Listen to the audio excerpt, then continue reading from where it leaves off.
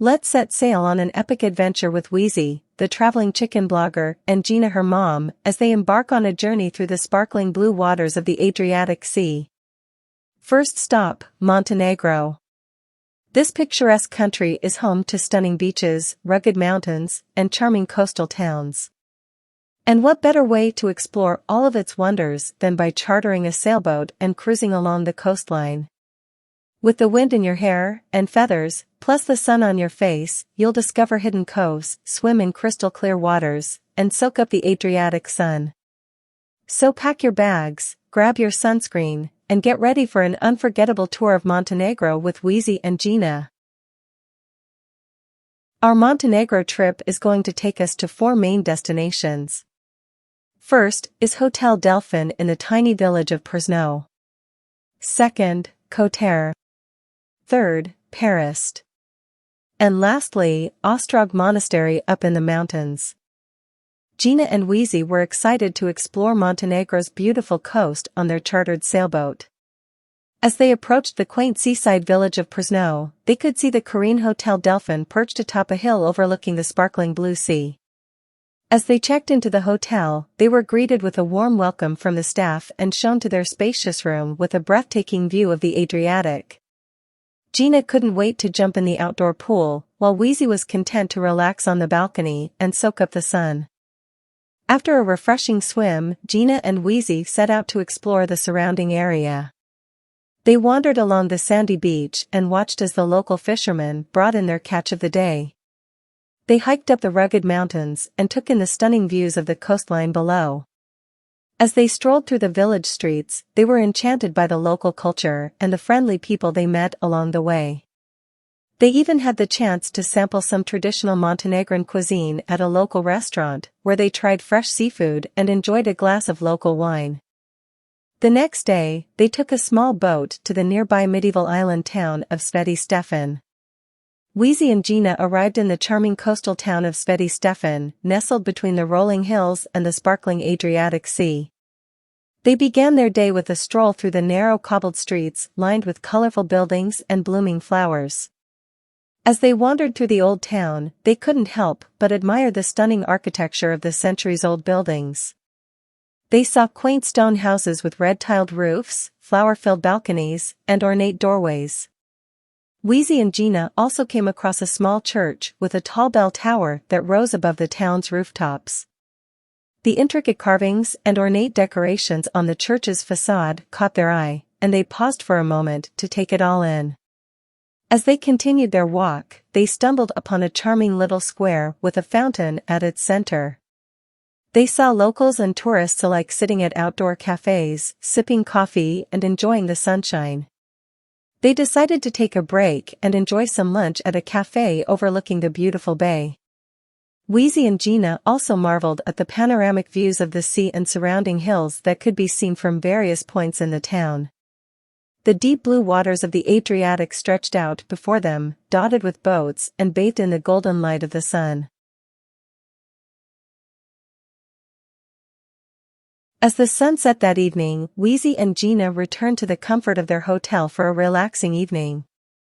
Weezy and Gina loved their beautifully decorated hotel room with picturesque wall murals. They felt the beauty of the sea not only from their balcony, but also while lounging inside as they rested. Sleep tight, Weezy! Next stop is Kotor, a short sailboat ride into the Bay of Kotor. Weezy and Gina woke up early the next sunny morning, excited to explore the picturesque town of Kotor. They enjoyed a hearty breakfast on the boat before embarking on a tour of the village. As they arrived in the town, they were immediately struck by its stunning scenery. The towering mountains loomed above them and the blue waters of the Adriatic Sea glistened in the sunlight. They took a deep breath of the fresh sea air and began their stroll through the old town. The narrow streets were lined with colorful buildings and charming cafes. Weezy and Gina stopped to admire the intricate stone carvings on the old buildings and listened to the church bells ringing in the distance. They took their time exploring the quaint town, peeking into shops and admiring the local crafts. As they approached the main square, they noticed a group of performers playing traditional Montenegrin music. The sound of the accordion filled the air as the dancers twirled in their brightly colored costumes. Weezy and Gina were enchanted by the lively scene and joined in the dancing.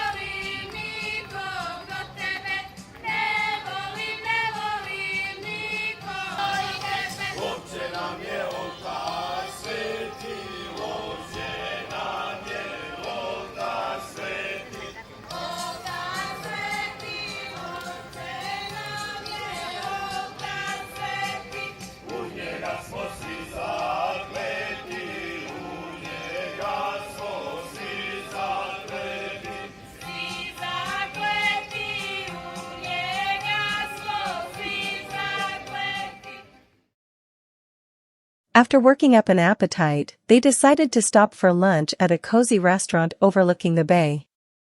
They savored the fresh and crispy burek, a popular savory pastry in Montenegro and nearby countries. They enjoyed the peaceful views of the harbor as much as the delicious food. After they ate, Gina loved the burek so much that she asked the chef how it was made. To her surprise, he invited her into the kitchen to watch how it was prepared. Probably because he liked Weezy so much. Because Weezy was a chicken, she couldn't go into the kitchen. She was happy that she was able to sit outside on the windowsill and watch from there. To make burek, the first step is preparing the dough. A mixture of flour, water, salt, and sometimes oil or yogurt is kneaded together to create a smooth, elastic dough. The dough is then left to rest, allowing it to rise and develop its texture. Once the dough has rested, it is divided into smaller portions. Each portion is rolled out into a thin sheet, often with a long thin rolling pin, until it becomes very thin and translucent. But another traditional method is done by hand. They watched as bakers pulled and threw the buttery dough until it was very, very large and paper thin. The thinness of the dough is a key characteristic of burek, as it creates its light and flaky layers. Next comes the filling. Traditionally, burek can be filled with various ingredients, but the most common filling is a combination of ground meat and cheese. Other very popular recipes include spinach with cheese. The filling is spread evenly over the edge of the thin dough sheet, leaving a border around the edges. Then comes the fun part: rolling. The dough is carefully rolled into a long, cylinder-like shape, enclosing the filling within its layers. The rolled burek is often shaped into a spiral or coiled form. It is then placed in the oven and baked until the dough turns a beautiful golden brown color.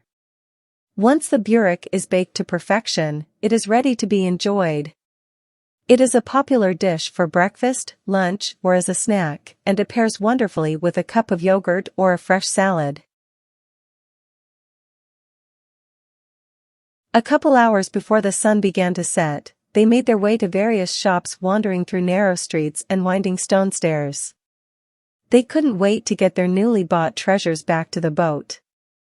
Weezy was excited to see what was next on their trip the next day. After a good night's rest on the gently rocking boat, Weezy embarked on a new journey to learn about the ancient way olive oil was made. She is exploring an old stone building where olive oil used to be made using a large stone mill. Milling can be done using a variety of tools and machines, such as mills or crushers, which are designed to break down the material into smaller pieces. As Weezy approaches the building, she sees that it is made entirely of old, rugged stones that are common in this region of the world. The walls are thick, and there are no windows to let in natural light. Instead, a dim light filters in through the cracks between the stones. Inside the building, Weezy sees a large stone mill. The mill is made of a massive stone that sits atop another stone, and it looks like it weighs a ton. Weezy can see the grooves on the top stone, which were once used to crush the olives to extract the oil. The air in the building is heavy with the smell of olives, and Weezy can feel the coolness of the stone walls against her feathers. She can imagine how difficult it must have been to work with such a large stone mill. Weezy ventures further into the building and finds a series of small rooms. These rooms were once used to store the olives and the oil. The walls of the rooms are lined with shelves made of stone, and there are small holes in the walls to let in air. As Weezy explores the building, she realizes that this place was once the heart of the olive oil industry in the region. The workers here must have worked hard to produce the delicious oil that was famous all around the world. At the end of her adventure, Weezy is happy and hungry. She has learned a lot about the history of olive oil production and the challenges that came with it. She feels grateful to have had this experience and is excited to explore more historic buildings in the future. Fortunately, there is a cafe nearby that sells sandwiches made with some of the delicious olive oil from the region. Time to eat. Third stop is Paris. Gina picked up a brochure advertising for the town. On its cover it said, "When visiting the charming town of Paris in Montenegro, here are the top 5 things you shouldn't miss." 1. Explore the historic old town. Take a leisurely stroll through the narrow cobblestone streets of Paris' old town and soak up the rich history and architectural beauty. Admire the well-preserved Baroque palaces, ancient churches, and picturesque squares that offer glimpses into the town's past. One of these palaces to tour is Pujovic Palace, that is now a museum of its history.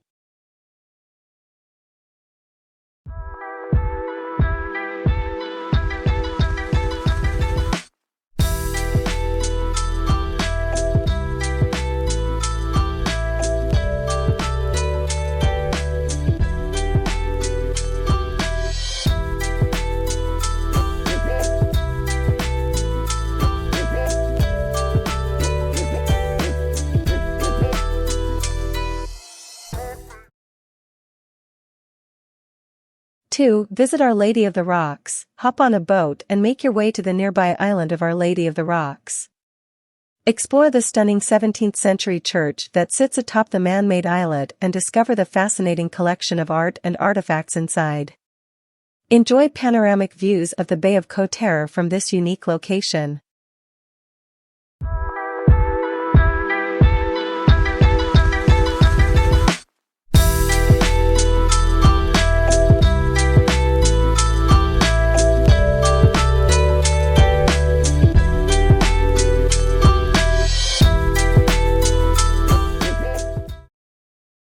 Three, climb the bell tower of St. Nicholas Church. Head to St. Nicholas Church, the centerpiece of Paris, and climb its bell tower for breathtaking views of the town and the surrounding bay.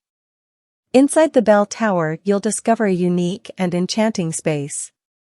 As you ascend the narrow stone staircase, the sound of your footsteps echoes through the tower, adding to the sense of anticipation. Upon reaching the top, you step into an open-air balcony that offers breathtaking panoramic views of the town, the Bay of Côte-d'Or, and the surrounding mountains. The vista stretches as far as the eye can see, with the azure waters of the bay contrasting against the lush greenery and rugged cliffs. The view from the bell tower is truly awe-inspiring and allows you to appreciate the natural beauty of the region from a whole new perspective. Inside the bell tower, you'll also find the massive bells that have been ringing for centuries, marking the passing of time and echoing across the town. The bells themselves are a sight to behold, with their impressive size and intricate details. They are a significant part of the church's history and a symbol of its enduring presence. As you explore further, you may notice the ancient mechanism that controls the bells, with its gears, levers, and ropes. This mechanical marvel serves as a reminder of the craftsmanship and engineering prowess of the past, showcasing the ingenuity of those who designed and maintained the tower's bell system. From the bell tower of St. Nicholas Church, you not only witness breathtaking views but also experience a sense of connection with the history and spirituality of the town. It's a place where you can pause, reflect, and appreciate the beauty that surrounds you. 4. Explore the waterfront promenade and sample traditional dishes like grilled seafood, hearty stews, and delectable pastries. The waterfront promenade in Paris is a captivating stretch that runs along the picturesque Bay of Kotor, offering visitors a delightful experience. As you step onto the promenade, you are greeted by a stunning view of the sparkling Adriatic Sea and the majestic mountains that encircle the bay. The promenade itself is a charming pathway adorned with stone walls and lined with palm trees and colorful flowers, creating a serene and inviting atmosphere. As you stroll along the promenade, you'll pass by a variety of inviting waterfront restaurants, cafes, and charming shops. The promenade is dotted with inviting benches and shaded areas, providing ideal spots to sit and take in the breathtaking surroundings. You can relax and watch the boats as they gently sway in the harbor or observe the lively activity of locals and visitors strolling by. Along the promenade, you'll also come across several small piers where boats and yachts dock, adding a touch of nautical charm to the scene. These piers provide the opportunity to take boat tours, hire a boat for a private excursion, or simply enjoy the sight of the boats bobbing on the clear blue waters. The promenade offers captivating views at any time of the day, but it truly comes alive during the evening when the soft glow of streetlights casts a magical ambience. The twinkling lights from nearby buildings and the reflections on the water create a romantic and enchanting atmosphere.